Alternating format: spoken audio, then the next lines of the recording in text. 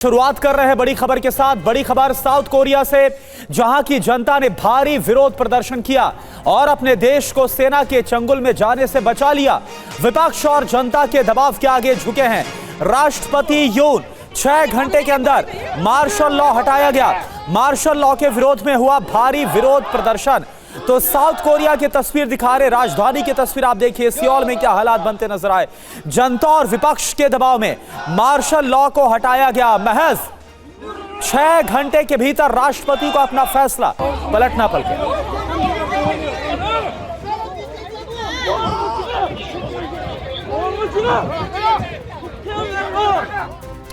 और south Korea की national assembly ने खारिज किया था मार्शल लॉ। मार्शल लॉ के खिलाफ 190 और 0 से मतदान हुआ, यानी कि 190 के खिलाफ कोई वोट नहीं पड़ा। कड़ी मशक्कत के बाद असेंबली में पहुंचे थे 190 सांसद। सभी 190 सांसदों ने मार्शल लॉ के खिलाफ मतदान किया और मार्शल लॉ के पक्ष में एक भी वोट नहीं पड़ा।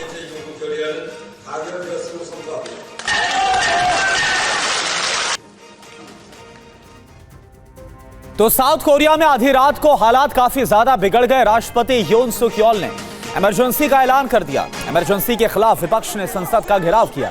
साउथ कोरिया की सेना और विपक्षी सांसदों के बीच जमकर झड़प हुई है। तस्वीर आपको दिखा रहे हैं, ये देखिए आप।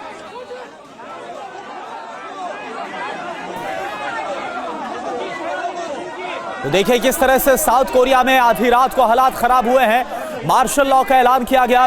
राष्ट्रपति यून सुक यॉल ने इमरजेंसी का ऐलान कर दिया। इमरजेंसी के खिलाफ विपक्ष ने इसके बाद संसद का घेराव किया है। सेना और विपक्षी सांसदों के बीच जो झड़प हुई है उसकी तस्वीर आपको दिखा रहे हैं।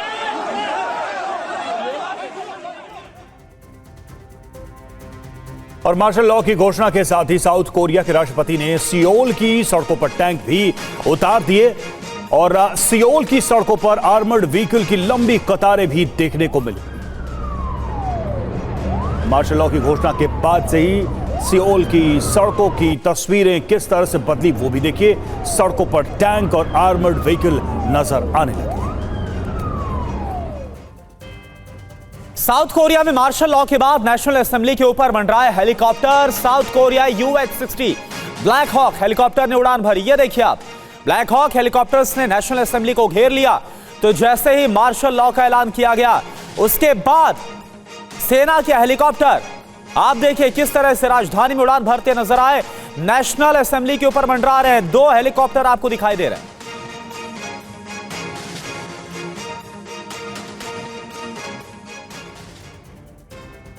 और साउथ कोरिया में जब आधी रात को अस्पताल या आपातकाल यानी मार्शल लॉ लगाने की घोषणा की गई तो वहां सड़कों पर हालात कैसे थे, तस्वीरों में हम आपको दिखा रहे हैं। सियोल में सड़कों पर सेना ने कब्जा कर लिया और नेशनल असेंबली के ऊपर हेलीकॉप्टर मंडराने लगे। वहीं मार्शल लॉ के विरोध में लोग सड़क पर उतर आए और सरकार के खिलाफ प्रदर्शन करने लगे। आखिरकार राष्ट्रपति यून ने संसद और आम जनता के दबाव के आगे सरेंडर कर दिया और मार्शल लॉ हटाने की घोषणा कर दी। यानी 6 घंटे के अंदर ही अपने फैसले से हटना पड़ा पीछे और यू टर्न लेना पड़ा।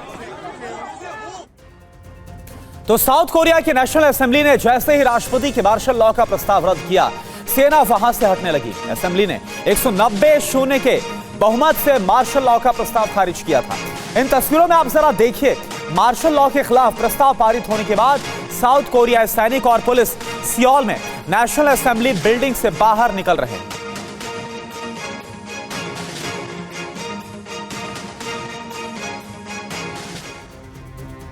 तो साउथ कोरिया के राष्ट्रपति यून सुक यॉल को आखिरकार मार्शल लॉ हटाने के लिए क्यों मजबूर होना पड़ गया, यह आप जानिए। नेशनल असेंबली ने मार्शल लॉ को खारिज किया।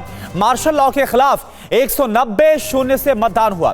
राष्ट्रपति को महाभियोग चलाए जाने का खतरा है। अब विपक्ष और सत्ता पक्ष के सांसदों का विरोध प्रदर्शन हो रहा है। विपक्षी डेमोक्रेटिक सांसद असेंबली में डटे रहे। सड़क पर जनता का व्यापक विरोध प्रदर्शन हो रहा है। सुमित चौधरी हमारे संवाददाता और जानकारी के साथ जुड़े हुए। सुमित, हालांकि मार्शल लॉ के खिलाफ प्रस्ताव पारित हुआ और 6 घंटे के अंदर मार्शल लॉ को रद्द कर दिया गया, लेकिन इस वक्त क्या हालात बनते हुए नजर आ रहे हैं, आप जरा ये बताइए। देखिए, अभी सबसे महत्वपूर्ण ये है क्या राष्ट्रपति यून के खिलाफ क्या इम्पीचमेंट आएगा, क्या उन्हें हटाने का प्रस्ताव आएगा। अभी इंपॉर्टेंट अगर आप देखें घटनाक्रम 1980 के बाद ये पहला मौका था करीबन 40-50 साल बाद कि इस तरीके से मार्शल लॉ साउथ कोरिया में लगाया गया। और इम्पोर्टेंट ये भी है किस तरीके से लगाया गया। रात को 11 बजे जब मार्शल लॉ लगा, 2.5 घंटे के अंदर ही नेशनल असेंबली के बाहर लगातार उसके मेंबर्स इकट्ठा हो गए। 190 के करीब सभी मेंबर्स ने एक साथ इसको रिवोक करने के लिए, इसको गिराने के लिए एक साथ मतदान डाला। और थोड़ी देर में लगातार नेशनल असेंबली के प्रस्ताव के बाद राष्ट्रपति यून को इसको वापस भी लेना पड़ा। और वो लगातार ये कह रहे थे कि ये सिर्फ मार्शल लॉ देश को बचाने के लिए और नॉर्थ कोरिया के लगातार इन्फ्लुएंस से बचाने के लिए हमने किया है। लेकिन नेशनल असेंबली ने जिस तरीके से एकजुटता दिखाई, जिस तरीके से रिवोक किया, उसके बाद सवाल खड़े होते हैं कि क्या अब राष्ट्रपति को ही जाना पड़ेगा। अभी जो लीगल पर्सपेक्टिव्स कहते हैं, खासतौर पर करुणा, वो ये कहते हैं कि इम्पीचमेंट कैसे होगा, क्योंकि आपने देखा कि रिवोक तो कर लिया गया नेशनल असेंबली द्वारा, लेकिन अब अगर नेशनल असेंबली दोबारा से 2/3 मेजोरिटी के हिसाब से उनके इम्पीचमेंट या फिर उनको हटाए जाने का प्रस्ताव लाती है और अगर कॉन्स्टिट्यूशनल असेंबली उसको पारित करती है, तो निश्चित तौर पर उनको अपनी गद्दी से जाना पड़ेगा। लेकिन आप खास बात यह भी देखिए कि राष्ट्रपति यून लगातार एक ऐसे शख्स रहे हैं साउथ कोरिया में जो खुद करप्शन को लेकर लगातार लड़ते रहे हैं। वो लीगल बैटल्स लड़ते हैं, काफी पॉपुलर भी रहे। कई बार उनको खुद कई चीजों का सामना करना पड़ा, कई सैंक्शंस का सामना करना पड़ा। लेकिन अभी जिस तरीके से उन्होंने खुद ने मार्शल लॉ लगाया, जिस तरीके से उसको गिराया गया, उनकी गद्दी को लेकर उनके ऊपर लगातार सवाल खड़े हो रहे हैं। करुणा, सीरिया में सेना और विद्रोहियों में भीषण जंग। सीरियाई सेना ने अस्पताल पर किया है हमला। इदलीब यूनिवर्सिटी अस्पताल पर बम गिराया है और सीसीटीवी में कैद हुई तबाही की तस्वीर।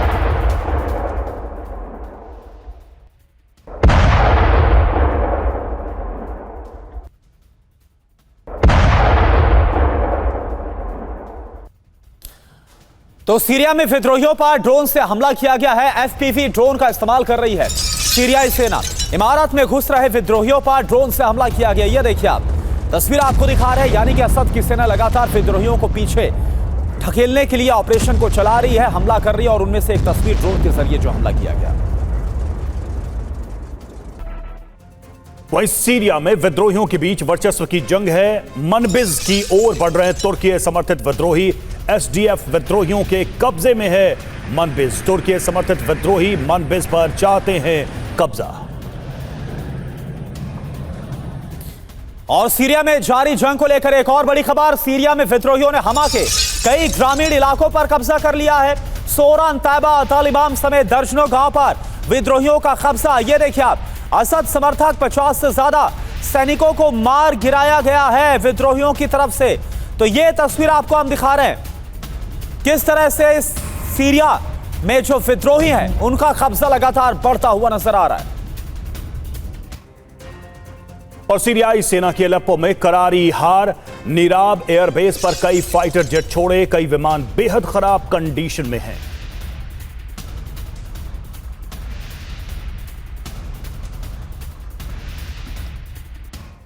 और वहीं सीरिया बॉर्डर की ओर बढ़ रही है इराकी सेना। बड़ी खबर, बड़ी संख्या में टैंक्स और बख्तरबंद गाड़ियां इसमें शामिल है। तो ये देखिए एक बड़ा मूवमेंट अब सीरिया बॉर्डर की तरफ नजर आ रहा है इराक का। यानी बड़ा सवाल है कि क्या अब इराक की तरफ से बड़ा कदम उठाने की तैयारी है विद्रोहियों के खिलाफ।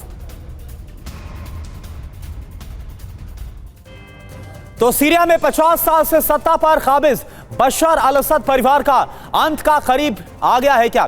दरअसल दमिश्क पर कब्जे के लिए जिस तरह की होड़ मची है उससे आशंका काफी बढ़ती जा रही है। विद्रोहियों के हमले जारी है और बागियों की फौज राजधानी से महज 200 किलोमीटर की दूरी पर है। और इन सब के बीच अमेरिकी हमले से विद्रोहियों के हौसले बुलंद है। अलेप्पो, हमा, इदलिब शहर पर विद्रोहियों का कब्जा हो गया है। सीरियाई सरकार की मदद में जुटे हैं रूस और ईरान। सीरिया की सेना को मिले हैं ग्लाइड बम। ईरान ने सीरिया को दिए हैं ग्लाइड बम उसकी मदद के लिए। अलेप्पो और इदलिब पर रूस ने हमला कर दिया है। गाजा और लेबनान जैसा खंडर हो रहा है इस वक्त सीरिया, जो हालात इस वक्त वहां गृह युद्ध के हैं। और हमा शहर में अपनी ताकत बढ़ाने में जुटी सीरियाई सेना, बड़ी संख्या में सैनिक और टैंक भेजा। खताबा इलाके में सेना और विद्रोहियों में भीषण संघर्ष।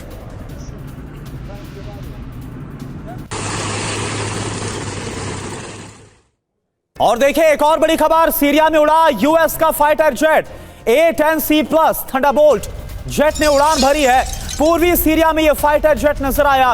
विद्रोही एसडीएफ को आसमान के जरिए मदद दी गई है। सीरिया में एक्शन में आई यूएस आर्मी। तो आप देखिए अमेरिका अब सीधे तौर पर जो विद्रोही हैं उनके समर्थन में उतर आया है।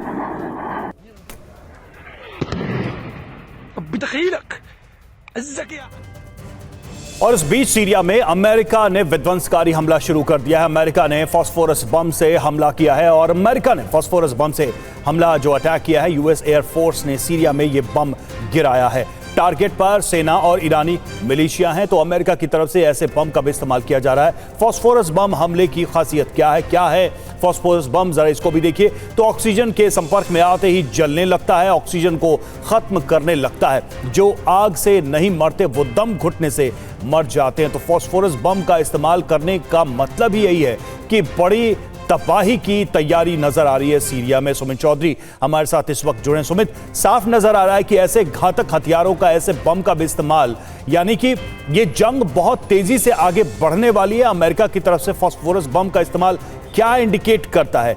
क्या वाकई में अमेरिका इस बार असद और उनकी सेना का हिसाब खत्म करने वाली है? देखिए रवि, ये एक बहुत इंटरेस्टिंग प्लेग्राउंड बन गया। ना सिर्फ अब तक आप देखिए कि जब तक रूस और ईरान के बेसिस पर लगातार हमला हो रहा था, जब तक लगातार सीरिया की फोर्सेस को पीछे खदेड़ा जा रहा था, तब तक अमेरिका का इन्वॉल्वमेंट नहीं था। लेकिन जैसे ही सीरियन फोर्सेस ने हामा के इलाकों के अंदर, करसेरा के इलाकों के अंदर अपनी बढ़त, अपने डिफेंस फोर्सेज को मजबूत कर लिया और उन्होंने सभी रेबेलियन फोर्सेस को, एसटीएस को पीछे धकेलना शुरू किया, तब अमेरिका का इन्वॉल्वमेंट एकदम सामने आना शुरू हो गया। अमेरिका की तरफ से लगातार एयर स्ट्राइक्स करनी जानी शुरू हो गई, क्योंकि अमेरिका को यह लगता है कि अगर ये सीधे तौर पर अगर एसटीएस कामयाब नहीं हो पाई तो फिर अमेरिका को सपोर्ट देना होगा। और ये लगभग अगर आप देखें तो ये आपको समझ में आएगा कि सीरिया के अंदर अमेरिका और इजराइल के इंटरेस्ट बहुत क्लियरली सामने दिख रहे हैं, क्योंकि इन इलाकों के अंदर, जिन इलाकों में सबसे ज्यादा रेबेलियंस की तरफ से अग्रेशन दिखाया जा रहा है, ये सारे इलाके वो हैं जो ईरान और रशिया के सबसे मजबूत बेसिस माने जाते हैं सीरिया के अंदर। ये वो इलाके हैं जहां पर हिजबुल्लाह की मौजूदगी लंबे समय से रही है। ये वो इलाके हैं जहां से लगातार ईरान जो है वो अपने प्रॉक्सीज को मदद पहुंचाता रहा है। तो निश्चित तौर पर अमेरिका और इजराइल के सीधे तौर पर वहां पर इंटरेस्ट जुड़े हैं। और अगर आप देखेंगे तो आने वाले वक्त में हम देखेंगे कि इजराइल और अमेरिका अपनी सिक्योरिटी को लेकर, अपने कंसर्न्स को लेकर वहां पर बड़े स्ट्राइक्स को अंजाम देगा। जी बिल्कुल सुमित, तो अभी तक देखिए किस तरह से व्हाइट हाउस इंकार कर रहा था कि उसका कोई इन्वॉल्वमेंट है, लेकिन अब खुले तौर पर उसके फाइटर जेट उड़ान भर रहे हैं और बड़े हमलों को अंजाम देने की प्लानिंग। बहुत बहुत शुक्रिया इस पूरी जानकारी के लिए।